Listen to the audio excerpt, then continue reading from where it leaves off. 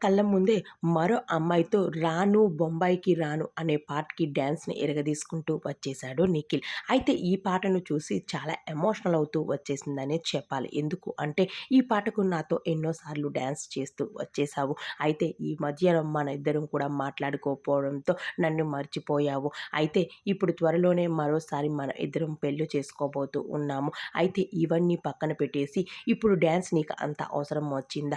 అలానే మరో అమ్మాయితో ఆ పాటకి డాన్స్ ఏయడం అంత అవసరమా? అంటూ చాలా ఎమోషనల్ అవుతూ వచ్చేసింది. అయితే త్వరలోనే మనం ఇద్దరము ఒకటి కాబోతున్నాం. మనం పెళ్లి చేసుకోబోతున్నాం. ఇవన్నీ ఇక్కడి నుంచి పక్కన పెట్టి మరో అమ్మాయి నీతో ఉంటే నేను చూడలేను అంటూ ఎమోషనల్ అవుతూ వచ్చేసింది కావ్యశ్రీ. అయితే ఇన్ని రోజులు మన మధ్య ఎలాంటివి ఉన్నాయో అవన్నీ పక్కన పెట్టి కానీ ఇక్కడి నుంచి నువ్వు కూడా మారడం నేర్చుకో. నేను నా మాటలను నేను నేర్చుకుంటూ వచ్చేసాను నీకోసం. అయితే ఇప్పుడు నువ్వు మరో అమ్మాయితో డాన్స్ చేయడం అన్నది నాకు ఏమాత్రం నచ్చడం లేదు.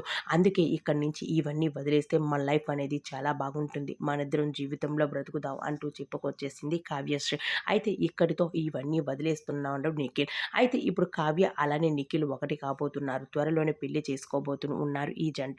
మరి ఈ జంట త్వరలో పెళ్లి చేసుకొని మన ముందుకి ఎలా రాబోతున్నారు? మరో సీరియల్‌తో మా ఇద్దరు జంటగా వచ్చేస్తున్నారా? మనం నెక్స్ట్ ఎపిసోడ్‌లో చూసేద్దాం.